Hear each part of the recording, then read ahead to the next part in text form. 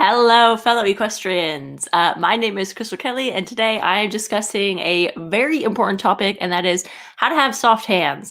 And I'm going to be covering three things in this video. First of all, like what are soft hands, what I'm going to be talking about, or quiet hands as equestrians, and also why is this important? And then the big question, which is how do we achieve soft hands in our riding?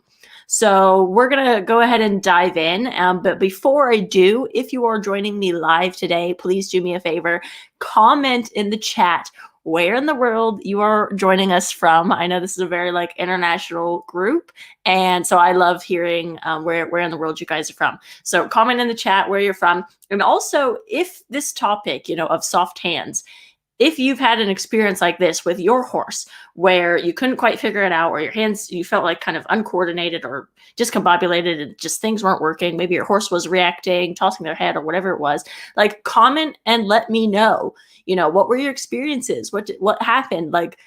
And especially was it a horse that already knows their job and you just kind of got in their way because of your hands, or was it like a young horse and then you guys started clashing, or how did that go? I love to hear from you guys. And I this topic actually came because I got an email from one of you guys. So you know what? I don't just delete all messages in my inbox. I actually do read them and reply to them. So thank you for the person who sent me this topic. It's a great one. So the three things that I'm going to be discussing about soft hands. First of all, what is soft hands, or what are quiet hands? So basically, as equestrians, as riders, having soft hands, and I want to make this very clear, it does not mean that your hands just sit there and you look pretty on your horse and that your hands do nothing. Okay, that's not what soft hands mean. And I think a lot of times, especially with beginner riders, they might see, like an Olympic dressage rider or something like that, and it looks like the rider's not doing anything. That's why we always get annoyed when these non-equestrians tell us, oh, you're just sitting there. It's not true. This is a sport. We are constantly moving. It's an athletic sport. Okay. It's in the Olympics for a reason. So soft hands does not mean that your hands are just, sitting there on your horse and, you're death gripping the reins or something like that. That's not what that is. Soft hands and quiet hands, to me, basically, it just means that when you are riding, okay, it's kind of like I just mentioned, it looks like you're not doing anything. It looks effortless, okay? And more to it than just how it looks like from the ground, but also your horse, you have a connection with your horse. You can feel your horse through your hands and communicate with them, but it's not interfering with them or, interfering with their movement or their job. Okay, so to me, that is what soft or quiet hands is. So it looks like you're not really doing anything. And then from the horse's perspective, it actually feels like you are communicating with them and you're moving in rhythm with them. And I do stress in rhythm with them. And I'm going to talk about that more in a second. So yeah, that is kind of what is soft hands and why do we need this? Why is this important as riders?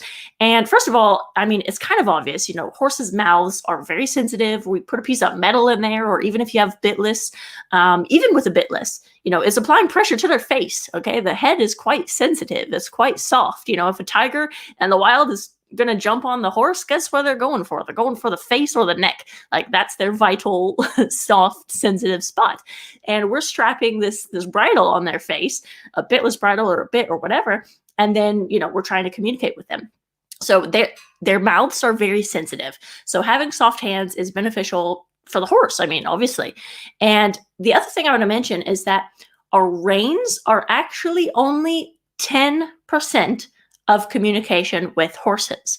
10%, okay? That's teeny tiny, 10%, okay? So, if this is our horse's face, that's 10%, and then we have the whole body and the rest of the horse, that's 90% of our communication.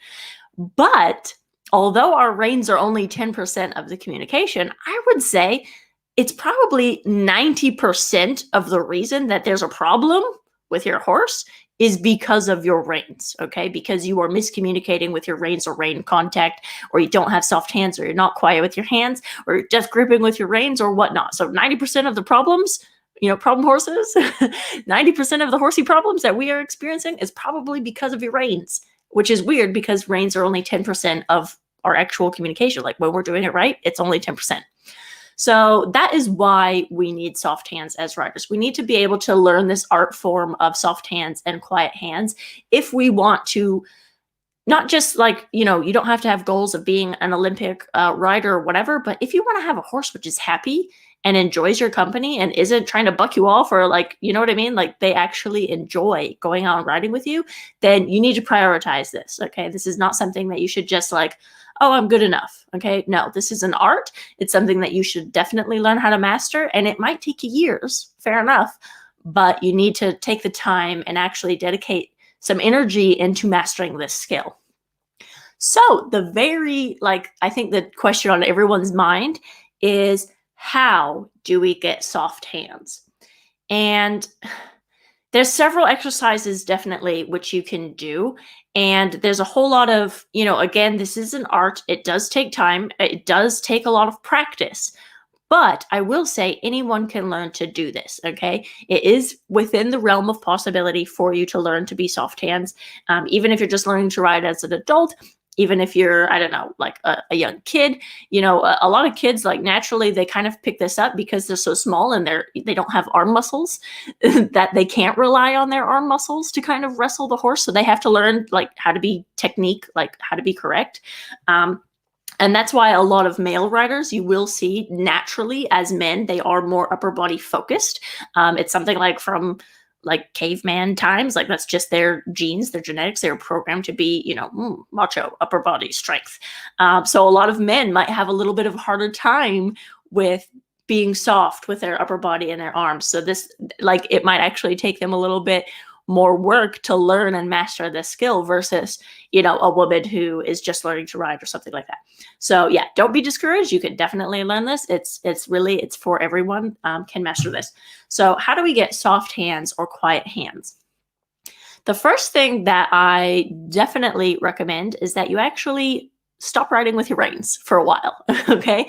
That might sound strange. Like, wait, how do I get soft hands by not having any reins at all? So how this works is when you take away the reins completely, okay? And of course you could be riding on a lunge line, you don't have to like go out into the wilderness with no reins and just see what happens. Okay, that's not what I mean. Be in a safe environment, on a horse that you trust, but start out on a lunge line or ride, tie your reins in a knot on a horse that you're okay with and comfortable with in an arena, and ride without reins. And the reason that I say that is because, as I mentioned earlier, okay, reins are only 10%. So that means 90% should actually be doing majority of the communication with our horses. But most people are kind of flopping that, okay? Most people are doing probably 90% reins and 10% other stuff. So by taking away the reins, you are going to start learning how to use the other 90%, okay? You're going to start using your seat. You're going to start using your legs. You're going to have an independent seat from your hands, an independent seat from your legs, okay? You're going to start figuring out all of that stuff, okay? And I want you to notice, I'm not saying that there's, when it comes to this topic, it is never about your horse, okay? It's always about you. It's always about the rider. So I don't care what the horse is doing. I don't care about the horse having its head in a frame or being on the bit or on the vertical or all this noise, okay? This is about you, okay? Your horse can't achieve anything. It can't be successful if you aren't successful, if you aren't achieving this, okay? That's how important this is. So take away your reins, learn to ride with an independent seat and communicate with your seat and with your legs more than your reins. And what's going to happen over time, the more that you develop your seat and your legs, the more you won't just consciously or subconsciously go to your reins instinctively in order to communicate with the horse. So that's one of the things that I would definitely recommend. So again, you can do that on a lunge line. You can do it in an arena, tie your reins in a knot. The other thing that I'm going to say is you have to learn, and this is important, you have to learn to relax, okay? I think a lot of people, they immediately go into that, like, that fetal position, okay? They get tense, they get tight, and their elbows lock, their shoulders lock, they get tense. That's why maybe they round their shoulders. Our body and how mechanics and biomechanics and things work, like everything is attached to everything, like everything is connected. And so, if you're not relaxed, if you're like going in a fetal position, I mean, your arms are automatically going to tense, tight, lock.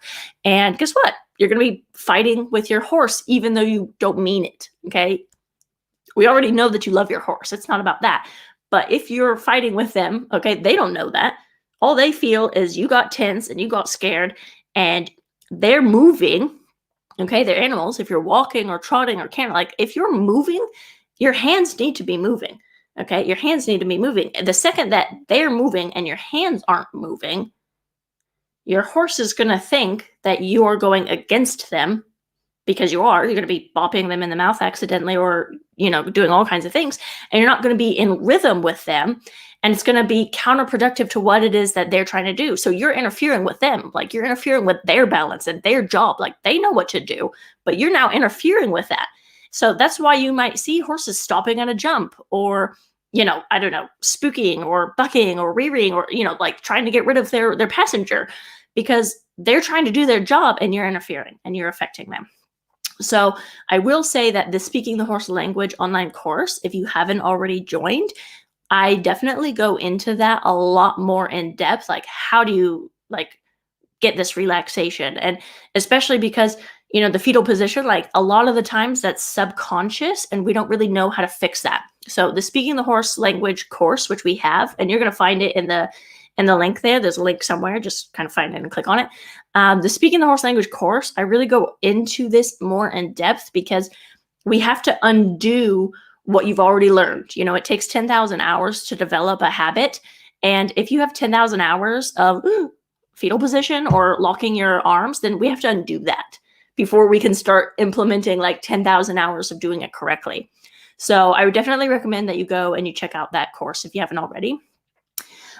So I'm going to just sum up: ride without reins for a little while and then learn to relax. Those are two. And then another tip for how do we get soft hands is, and I kind of just mentioned it a little bit, but you need to learn how to move with your horse. Okay. If they're walking, like my whole body is walking. And I know right now, like I'm sitting still and it looks weird. But that's why when you watch the videos of the professional riders, let's take the example of the Grand Prix dressage rider in the Olympics. When you watch it, it looks effortless. And it's kind of an illusion. Okay, we all know it's not effortless. But it's an illusion because if you really look at that rider carefully, you're going to see their hands are moving. Okay, their legs are moving. Their seat is moving. Like they are in motion. Their horse is in motion. They're not just sitting there. Okay. So that's one thing that you definitely need to be aware of and you need to learn how to do. You need to move with your horse's motion. And again, in the Speaking the Horse Language course, like we go into that in detail. So yeah. And then the last thing that I would say is grab a friend and practice together. And I'm just going to quickly share my screen. I'm just going to make this quick because I know I don't want to take too long on this.